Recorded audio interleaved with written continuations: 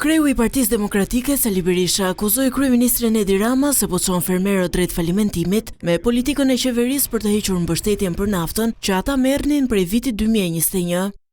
Jo vetëm që refuzon të përgjysmoj barrën fiskale apo ta sjell në nivelin e ngarkesës fiskale që ka Kosova dhe Maqedonia në mënyrë që çmimi i naftës të arrijë në këto nivele, por ai njoftoi këto ditë se do heq edhe subvencionet për naftën e fermerëve.